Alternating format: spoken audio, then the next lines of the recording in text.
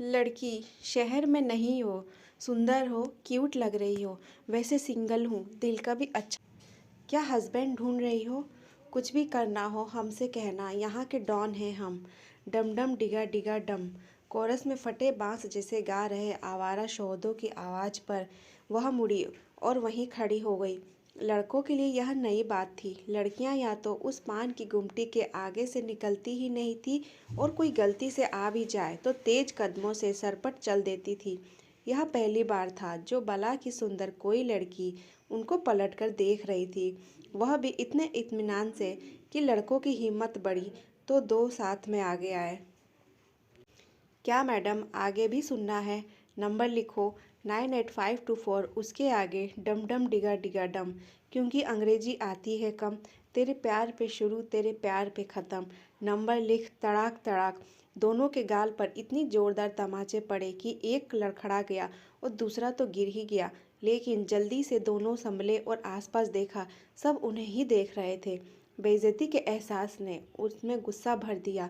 एक ने झपट कर उसके बाल पकड़ लिए, दूसरे ने गला। सियाली, बड़ी हीरोइन समझती है खुद को। इस थोपड़े पर एसिड पड़ गया ना एक बार, गल जाएगा पूरा, कोई थूकने भी नहीं आएगा इस शक्ल पर। इतना सुनते ही उस लड़की ने उसके दोनों पैरों के बीच अपनी हील से जोरदार किक मारी और दूसरे को पीछे से खींचते हुए जोर से जमीन पर पटक दिया। अब दोनों जमीन पर गिरे, दर्द से बिलबिला रहे थे। बाकी सब वहाँ से भाग चुके थे। बस एक ही बचा था जो यह सब बड़ी दिलचस्पी से देख रहा था। तुझे बड़ा मज़ा आ रहा है? रुक, अभी बताती हूँ। लड़की उसकी तरफ लपकी तो वह जैसे होश में आया और चीते की फुर्ती से ब्राउन वाला फड़लाक कर गायब हो गया। पुलिस वैन वहां आ चुकी थी और 10 किलोमीटर दूरी खड़ी करते हुए गाड़ी कहा था, ना आसपास रहना, जल्दी पहुंचना। वह लड़ना पुलिस वालों को डांट पिला रही थी। सॉरी मैडम, आसपास कहीं छिपने की जगह नहीं थी। आपने ही मना किया था नज़र आने को। ठीक है ठीक है, इन पोटेंशियल मर्डरर और रेपिस्टों को ले चलो थाने में। पहले सोचा था सबक सिखा कर छोड़ दूंगी, लेकिन एसिड अटैक की धमकी दी। एसिड छोड़ूंगी नहीं इनको तो। इंस्पेक्टर शक्ति गुस्से से उबल रही थी। कुछ दिनों से यहाँ शोधों की बढ़ती तादाद की शिकायत मिल रही थी, इसलिए वह जायजा लेने आई थी। वह एक जो भाग गया है, उसकी आंखों में बड़े क्रिमिनल वाली चमक और निडरता है, उसे भी दबोचना होगा। वह उन आंखों को भूल नहीं पा रही थी और वह लड़का भी इस तूफान को नहीं भूल पा रहा था। पिंक क्रॉप टॉप और ब्लैक कैपरी में कंधों तक लहराते खुले बाल, सुनहरी लंगत और गुस्से से दहकते गुलाब गाल, अंगार होंठ। वह लड़की टक से आकर लगी थी। करीब 3 महीने बीत गए थे इस बात को। शमशान में भभूति मले, धूनी रमाए, अघोरियों के बीच कुछ विदेशी हिप्पी और कुछ साधु चिल्लम फूंक रहे थे। चिताओं की राख धधक रही थी। तभी पुलिस वैन वहां पहुंच गई। पुलिस की गाड़ी देखते ही विदेशी भाग खड़े हुए। साधु भी हड़बड़ा कर जान लगे। अघोरियों ने आंखें भी नहीं खोली। इंस्पेक्टर शक्ति ने सबको गौर से देखा। इस एरिया में चोरी चकारी, छेड़छाड़ और नशे की लत बहुत बढ़ गई है। हमको कंप्लेंट आ रही है।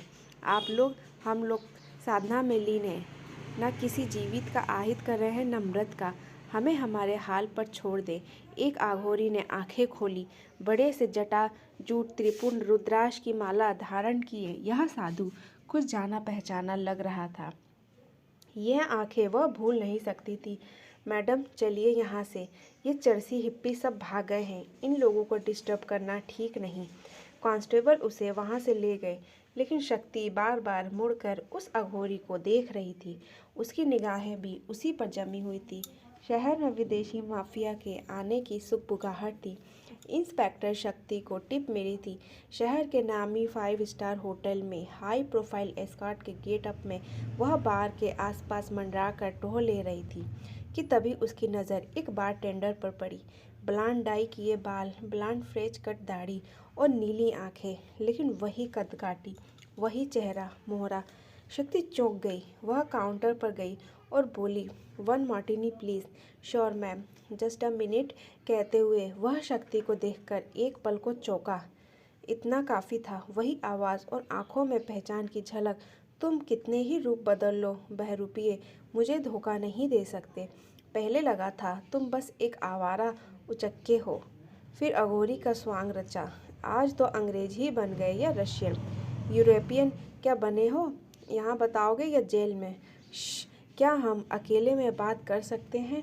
2 मिनट शक्ति को अंदाजा नहीं था कि वह इतनी आसानी से मान जाएगा। वह तैयार हो गई। वह उसे पीछे आने का इशारा करते हुए लंबे से कॉरिडोर में चलने लगा। शक्ति उसके पीछे पीछे कॉरिडोर के आखिर तक आ गई। वह पलटा और कहाँ आई? I am very sorry. किस बात के लिए? शक्ति की बात पूरी भी नहीं हुई कि हथेली का तेज वार उसकी गर्दन की नस पर पड़ा और वहीं बेहोश हो गई। आज वह चोट खाई नागिन की तरह फुफकार रही थी। कौन है यह रहस्यमय आदमी? हर जगह कैसे मौजूद होता है? अब वह उसे जाने नहीं दे सकती थी। उसने अपनी पूरी टीम को काम पर लगा कर रख दिया था। उस एरिया में उस वक्त एक्टिव मोबाइलों की लोकेशन, सीसीटीवी, वह कोई भी कसर नहीं उठा रखने वाली थी। पर वह जैसे हवा में गायब हो गया था। कोई इंसान कैसे बिन डिजिटल फुटप्रिंट, बिन आइडेंटिटी ऐसे गायब हो सकता है? रहस्य उलझता ही जा रहा था, पर उसने तलाश बंद नहीं की थी। इसी बीच उसे अपने खबरी से दोबारा टिप मिली कि विदेशी माफिया डॉन आया हुआ है। इस बार वह छुट्टियों पर शहर से दूर एक शांत सुरमय हिल स्टेशन पर थी। उसे जो लोकेशन कोऑर्डिनेट मिले वह उसके होटल के बिल्कुल पास के थे और वह डॉन कभी भी वापस जा सकता था। उसकी इन्फॉर्मेशन के मुताबिक 2 ही लोग थे। उसने बैकअप तो बुला लिया था, पर इंतज़ार नहीं कर सकती थी। सर्विस रिवॉल्वर लोड करके वह अकेले ही निकल पड़ी। इन्फॉर्मेशन बिल्कुल सही थी। विदेशी डॉन के साथ शहर का सफ़ेद पोश इंडस्ट्रियलिस्ट भी था। दोनों के साथ एक एक हथियारबंद बॉडीगार्ड और एक सेक्रेटरी था। पर यह क्या? यह तो वही है, शक्ति पहचान गई। लेकिन इससे पहले कि वह आगे का कुछ सोच पाती, उसकी कनपट्टी पर गन तानी जा चुकी थी। कब पीछे से एक और बॉडीगार्ड उसे होस्टेज ले जा चुका था। उसे पता ही नहीं लगा। दोनों की नज़रें मिली। उसने नज़रों चुरा ली तो शक्ति कटाक्ष से मुस्कुराई। सर, यह लड़की यहाँ ताक झाँक कर रही थी। जासूस है या रिपोर्टर, पता नहीं। इसे उड़ा दूँ यही? नहीं नहीं, यह इंस्पेक्टर शक्ति है। पुलिस वाली को मार दिया तो बहुत मुश्किल हो जाएगी। इनसे हम बाद में आराम से डील कर लेंगे। अभी हम हमारा काम कर ले। उसने शक्ति को अपनी तरफ खींचते हुए कहा। शक्ति के दोनों हाथ उसने पीछे करके पकड़ लिए थे, पर उनमें एक सावधानी थी, एक नरमी थी, जैसे वह चाहता हो कि उसे चोट न पहुँचे। शक्ति ने चौंक कर उसे देखा। नो वे शॉट, इसने हमें मिस्टर फिट्जवाटर के साथ देख लिया है। हम रिस्क नहीं ले सकते, इसे मरना ही होगा। इतना सुनते ही सामने खड़े बॉडीगार्ड ने फिर उस